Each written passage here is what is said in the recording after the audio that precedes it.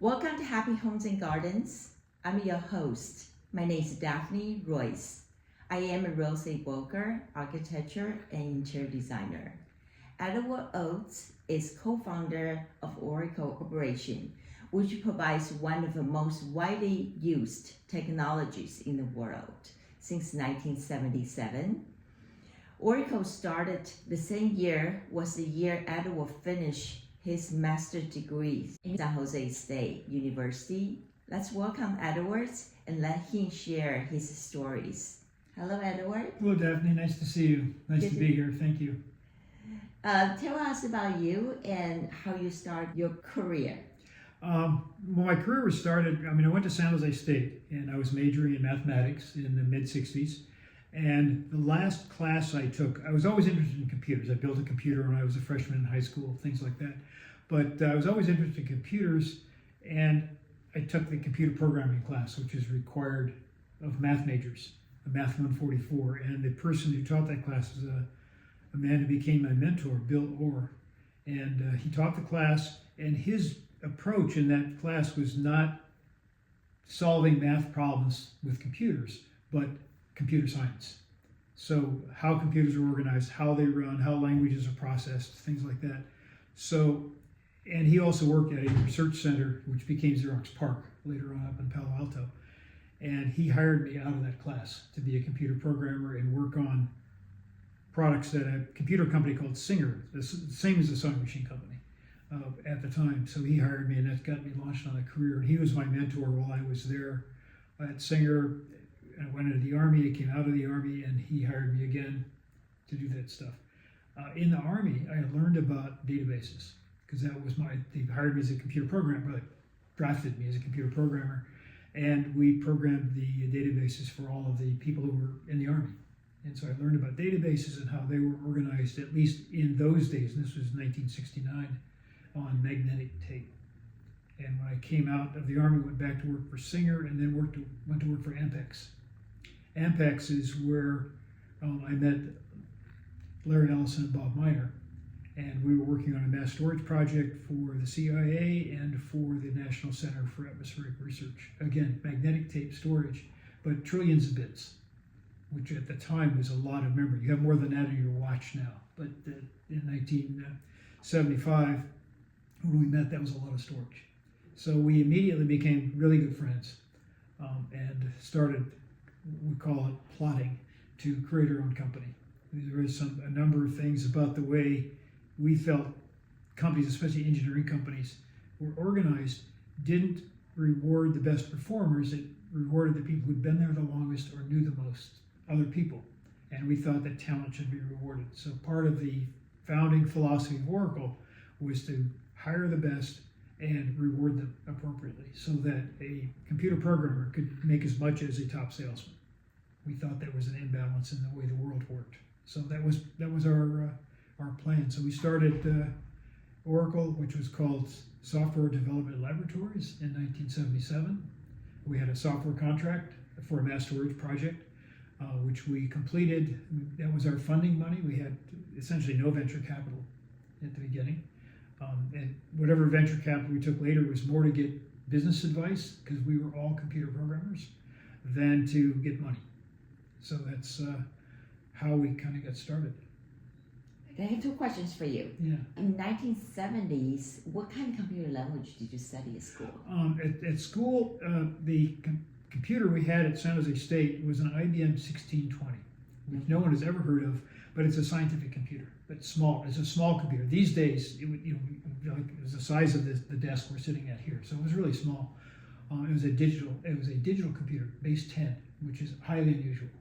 But we programmed that in both machine language, assembly language, and in Fortran. So we used Fortran in the early days. When we started Oracle, we programmed a lot in an assembly language for the PDP-11, and eventually decided that wasn't very portable. And part of our strategy was to make portable software. So we wrote it in a language called C, which is now still widely used, but C++ and Objective-C are used more in that language space. How many ideas do you have before you guys formed Oracle? We thought about a number of things as Bob and Larry in our little plot. If we're going to start a company, what should we do?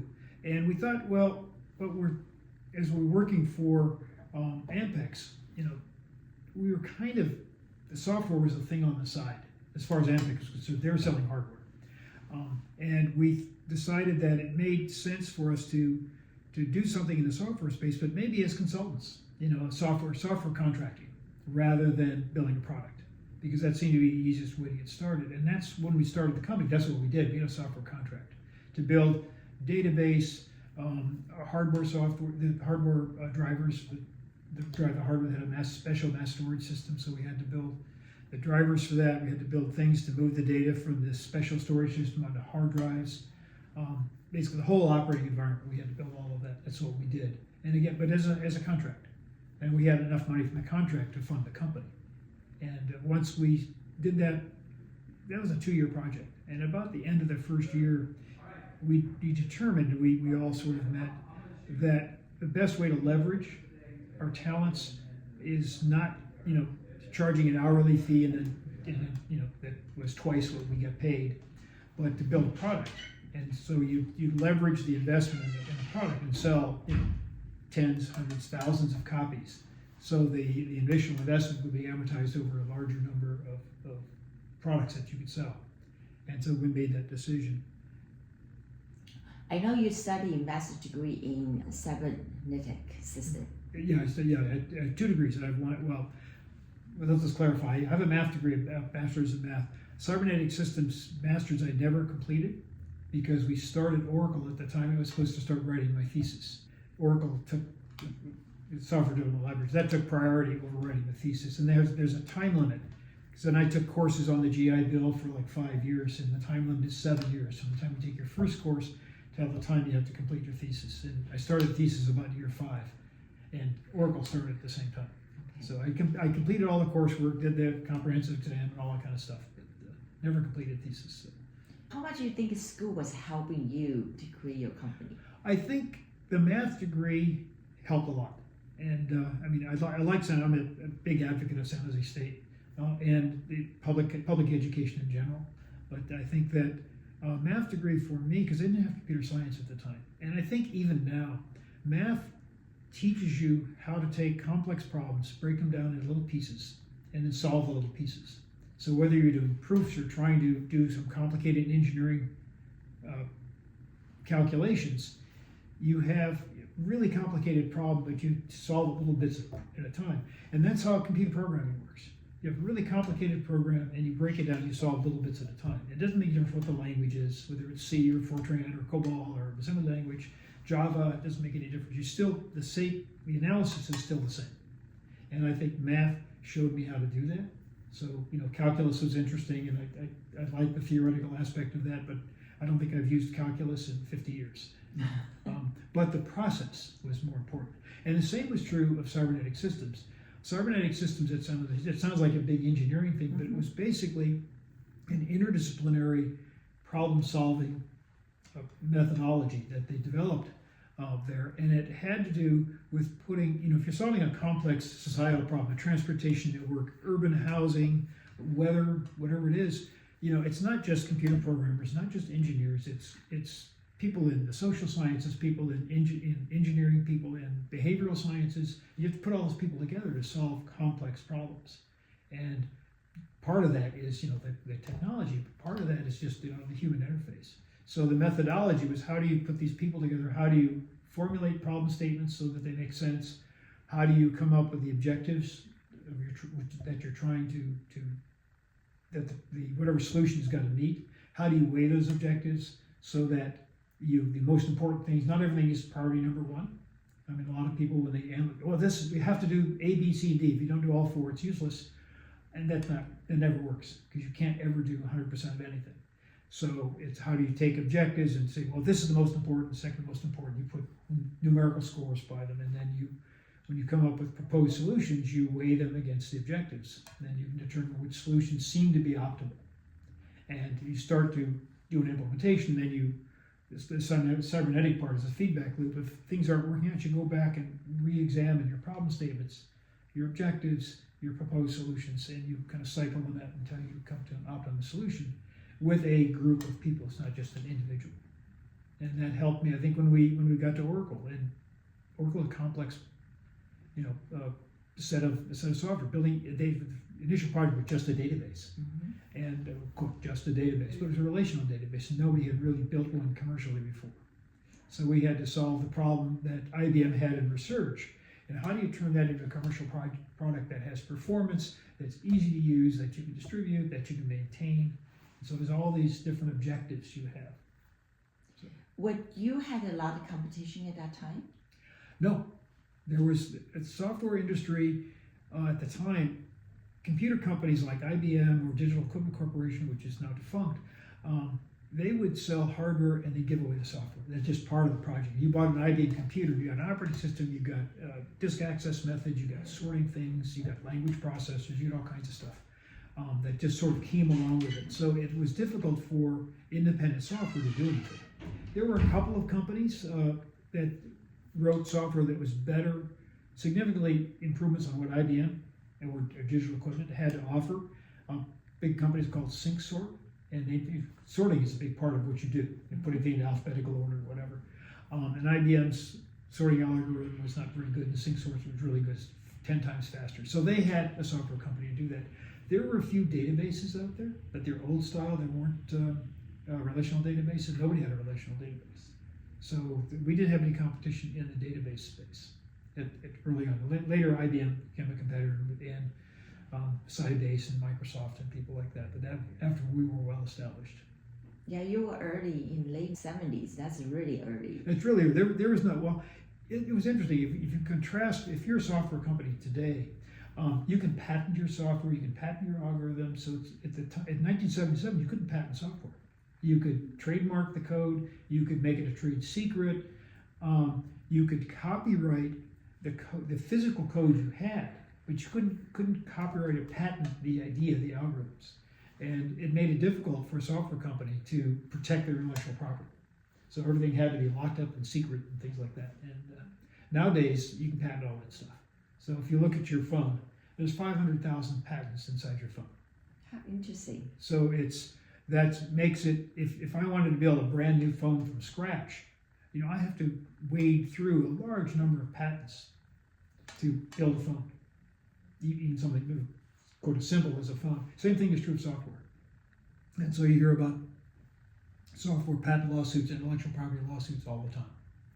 How did patent become available? Why? They changed the law. They changed the law. They changed the law. They decided that software was important enough in industry. There was a fight between Borland Industries and Lotus at the time over the look and feel of a spreadsheet, the way their Lotus spreadsheets looked, and Borland had a product.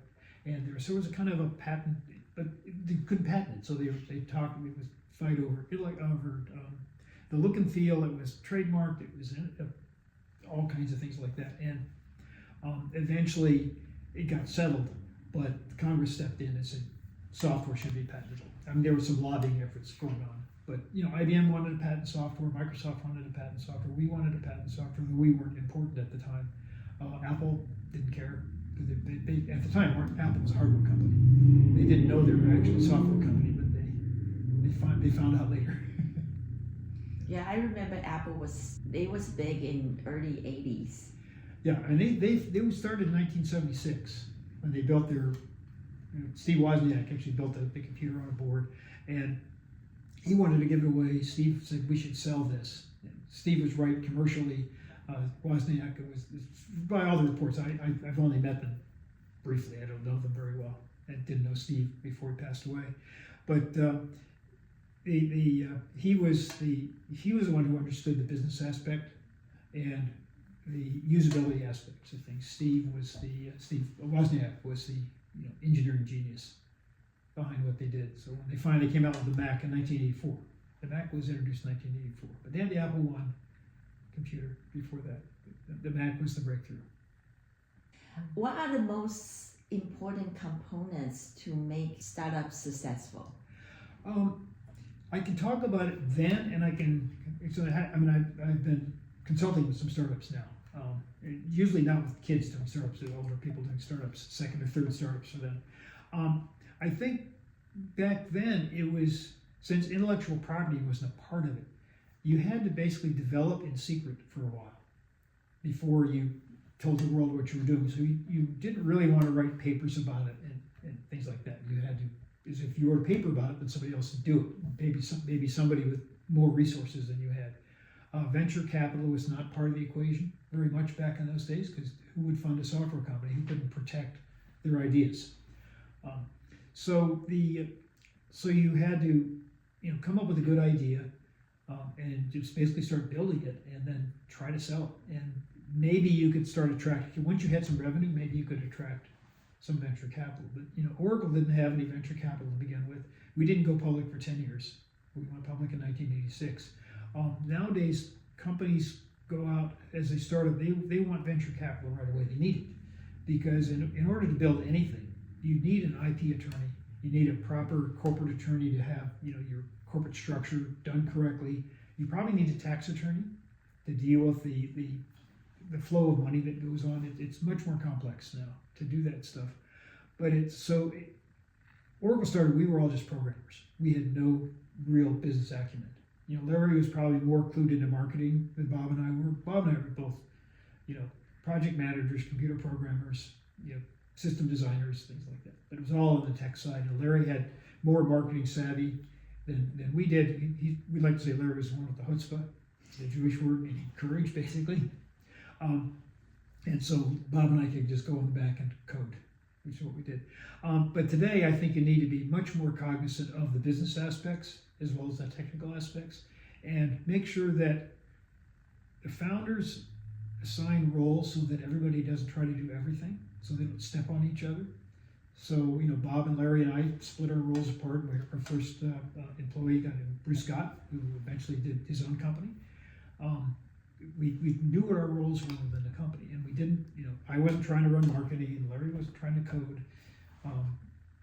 We'd all, get together and do design work, but we separated out what our roles were within the company, and that served us well going forward. And when we needed business acumen, when we finally went out to do some venture capital. We said we were working at a 3,000 Sandhill, which is kind of the home of venture capital in those days. And one company in particular, a guy named Don Lucas from Lucas Enterprises, took an interest in us. And we eventually talked, and he had lots of business acumen, lots of contacts, and so we brought him in as a funder, venture capitalist. He became chairman of the board for a long time to basically show us how to do business, and basically trained Larry how to be a CEO. Very interesting. Yeah. Yes. Yeah.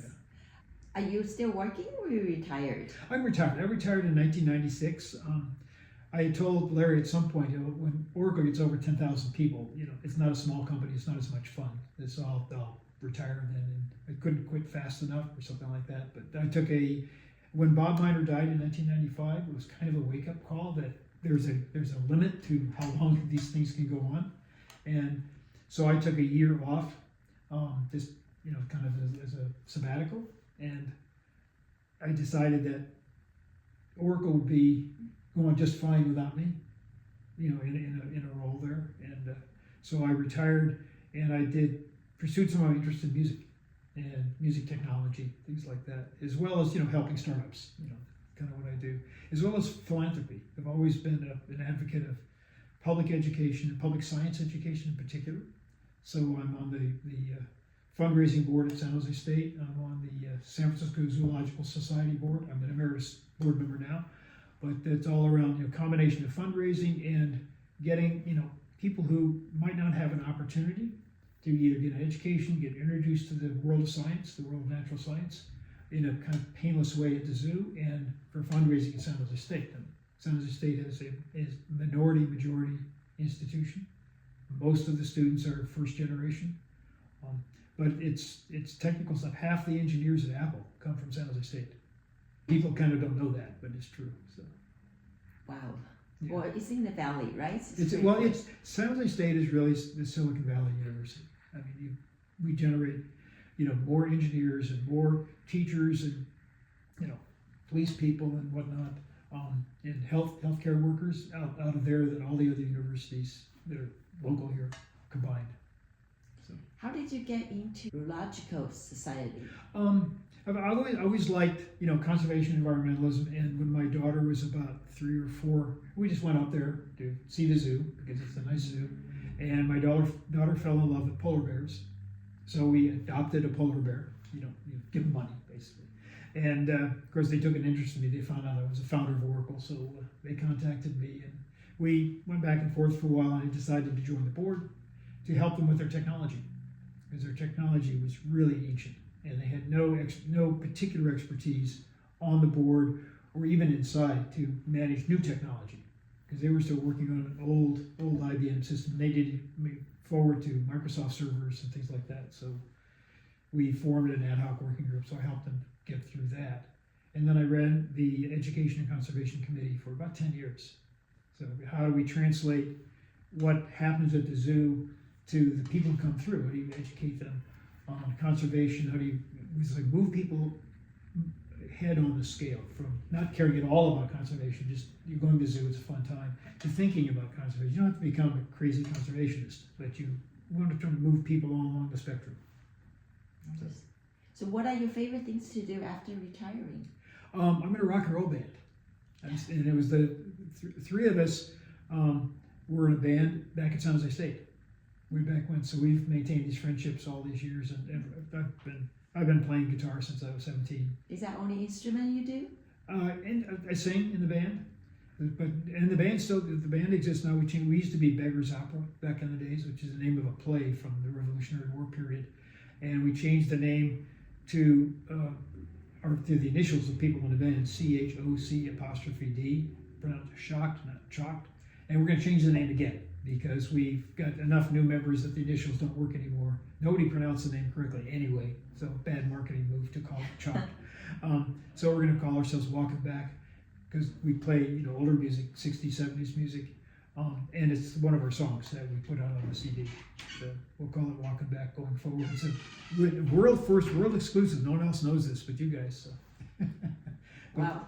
But we have 6 members in the band. Okay. We all sing, so we can do Beatles and Beach Boys and Eagles, as well as blues and things like that. So and our own stuff. We write tunes as well. So. How often you practice with singing? We practice once a week. We get that. It's a social thing for us, and we play out maybe 4, 5, 6 times a year for nonprofit stuff. I have a studio in San Jose, so we'll do some shows down there. But I'm a member of a club called The Family, and we're going to play out there. We play there from time to time. We've done several shows for the San Francisco Zoo, gratis. We just donate our time, also for San Jose State. And we'll play at clubs once in a while. Just enjoyable, right? We have a good time. We all enjoy it. It's we're lifelong friends. We added two new members a couple of years ago in the late pandemic. So, they're all integrated with the band now. The newest member before that is our piano player. He's been with the band for 30 years. So, we're old school guys. So. Sounds like you went into your career and become so successful. Well, you was one of a unicorn company? No, we thought when we first started the company, we said, we'll be a consulting company. We'll have, 10 or 20 consultants, and we'll just farm them out, and we'll, whatever we pay them, we'll double it or whatever, and that's what we'll charge for that. And we didn't think that we'd be a giant successful company. Even when we said we're going to build a product, we're going to build a database, which was modeled on an IBM research project called System-R, which we kind of all knew about from our time at Ampex, and I was at Memorex for a short time. But we said, we'll build a product. We had no real thought that this was going to turn into what it turned into. If you can change one thing in your career path, what would it be? I don't think I'd change anything. It's been remarkably successful. I mean, I've had some personal issues, so I don't have the same financial clout that Larry and Bob have. But we don't need to go into that. But but I wouldn't change anything in the career path itself. I think I did the right thing in San Jose State. Maybe I could have been a better student, but it turned out okay as well. The path that Oracle followed, I think, was the right path for the time. Starting as trying to do some software consulting, get our feet on the ground as a business and bring some money in, and then decide to build that product so we could leverage our talents. The cost basis over a larger number of products. And the product we selected, relational database, was brand new at the time. Nobody had a product like that. IBM had a research project which sort of worked. And there were some intellectual underpinnings by books by Ted Codd and Chris Dade at the time, as well as the work that Michael Stoneberger was doing at Berkeley, Ingress, which was also a university project. That turned into a company as well. So we were in the right place in the right time. We made good decisions about, the software should run not just on IBM mainframes, let's make it portable so it runs on anything. Same thing, we said, if we have to communicate between two computers, rather than picking a specific network, we built a layer so that you as a programmer or a user didn't care what the network looked like. So you could run on any old network that happened to be out there. So we did a number of things that made it compatible, and then worried about performance to make it fast enough. So we made all those decisions pretty early on. You were lucky and you had all the right moves. Yeah, our decisions, some of it was luck. I mean, any successful business is a component of luck involved. I think we made the right technical and business decisions early on. So we didn't have to change course halfway through. Oh, we should do this. We started on a path once we started building a relational database, and we stayed on that path. And we knew it had to be portable, so that was a very early decision. We knew we wanted to build a relational database, and we picked the right model. That was probably, I don't know if that was luck or not, because IBM was the big kid on the block. So we picked that. We got permission from IBM to use the language SQL. We have a letter somewhere in the archives that says, oh, it's a public domain. So we use SQL as a language, and the other competitors were using their own homebrew languages. Hewlett-Packard had a database called Alpha. Ingress used Quell, and those are not blessed by IBM. So from a commercial standpoint, even if those other languages may have been superior from a technical standpoint, from a commercial standpoint, SQL was the right choice. So, what is your view on future technologies? I look at AI as going to be a big player. It is already a big player, but a lot of it's hype right now. But I think using artificial intelligence is a big step up from what used to be called expert systems. The hardware is there now from NVIDIA and others to process the amount of data that's required to train the systems. I think it can be misused, and probably already is being misused, but it can also be itself used to combat the misuse. So I think about, internet scams, all these things that happen, the phishing emails you get that were hand-generated by somebody in Ukraine or something like that, and the language is wrong, the things don't look right. AI can generate perfect-looking web pages. So you get email, it looks like it came from your bank, and the language is proper. So you don't have stilted language in there anywhere. So AI can generate those kinds of things and send it out.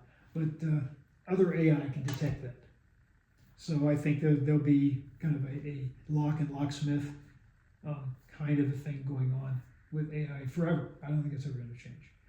Will AI, replace human intelligence? I don't think so. There's the number of connections you have in your brain is, in the multi-trillions. So and we don't really understand consciousness and what that means, what human intelligence really is anyway. So I don't think AI is going to do that. But it will displace routine jobs. If something can be figured out conveniently, on your phone now, if you have an iPhone and have the new Apple Intelligence in there, it knows how to summarize your emails. It comes up with a pretty good summary. And that used to be a human job to come up, if you get somebody's business plan and you summarize, a human had to summarize it. AI can do that. So they're good at doing things like that. So even some fairly not routine tasks can be moved to AI. But I think that, like lots of technologies, it appears to shut off part of an industry, it'll create another industry to replace it. Would you think AI will impact our education systems? It can. One of the flaws, in my view, of the education system now is that we're so grade driven. People work for the A, they don't work for the knowledge. And AI may help that. You think about kids learning about science. Every kid who's 7 years old or younger is a scientist. they want to know about the world. You know, if you drop an egg on the floor rather than screaming at them for making a mess on the floor, you can teach them about fragility of eggs, what's inside the egg, what's that yellow part, what's that white part. There's a whole bunch of things you can teach in that moment. And we managed to take that curiosity and squash it by making them memorize the periodic table or something like that. And the same is true, I think, in history. I think it's true in art. We wind up, worrying about the, answers to questions on quizzes rather than what's really going on in whatever the subject matter is. So I think that AI can help teach that better. Would you see a lot of copyright issues there? Oh, there are, absolutely. As AI, scavenges the network for everything that was ever written, and then incorporate not necessarily the style, but the words and the ideas. It's complicated.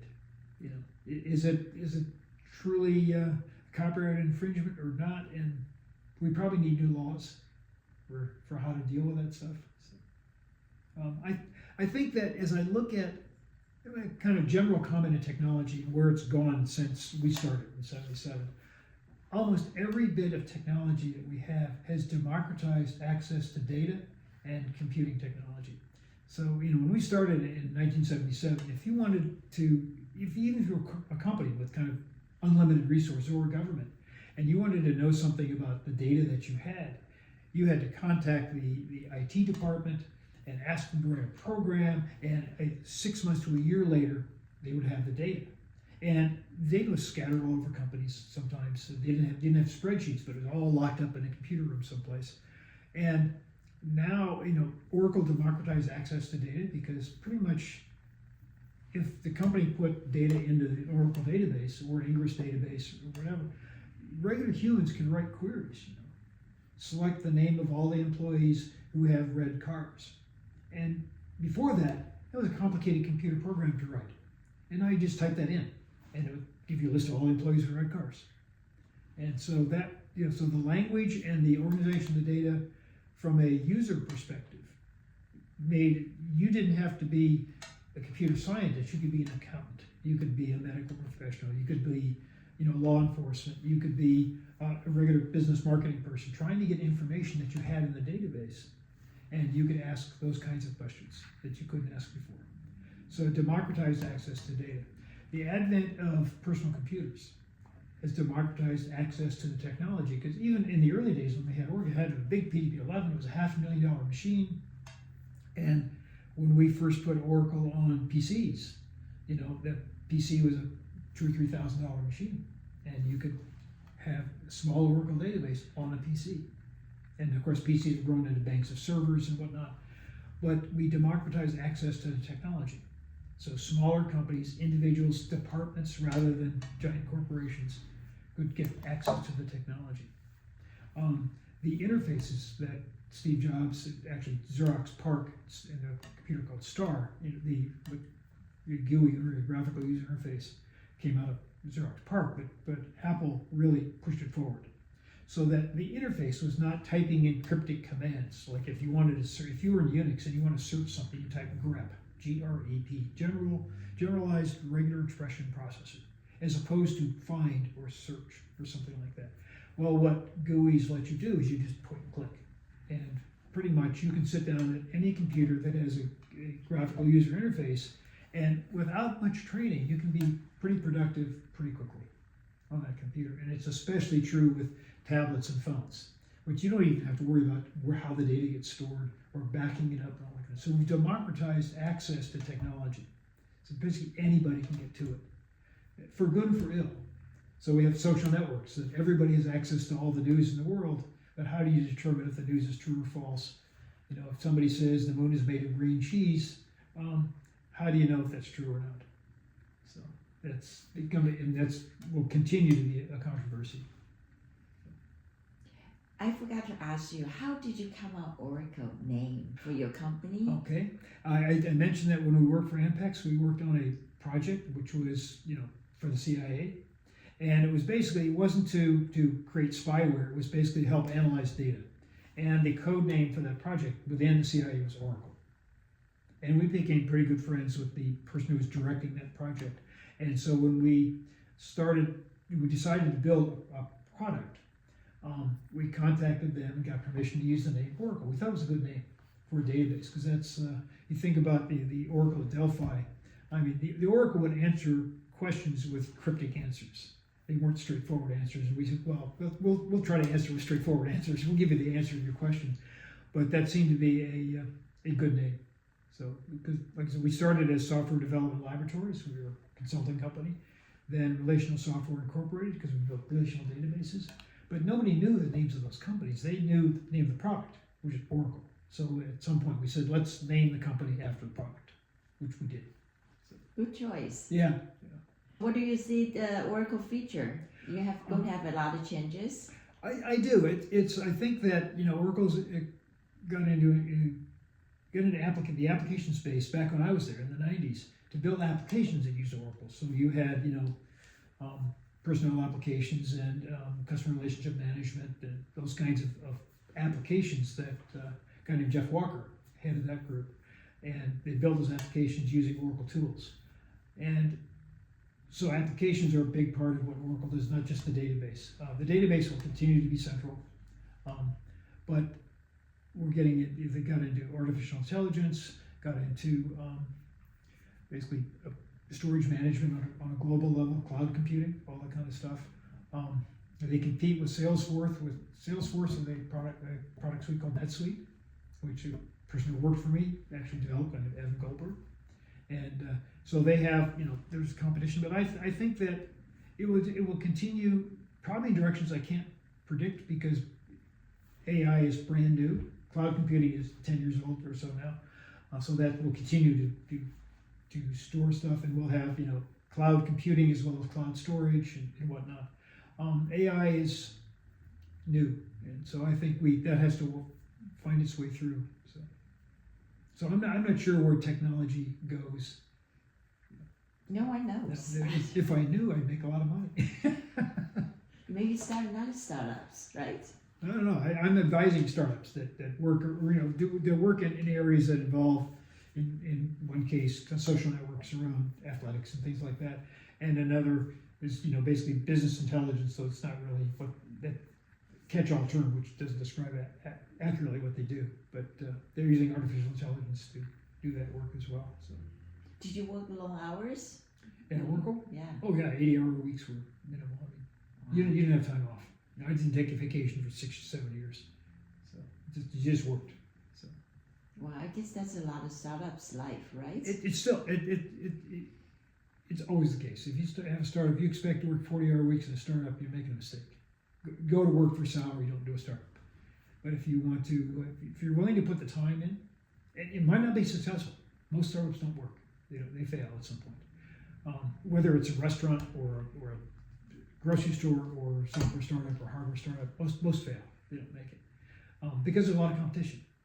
Unless you come up with what I like to say is an orthogonal idea, something that is at right angles to everything else that exists. And Oracle was, because there was the database research project with no products out there. So we said, let's go this direction and not build it on mainframes. Let's build it for every computer.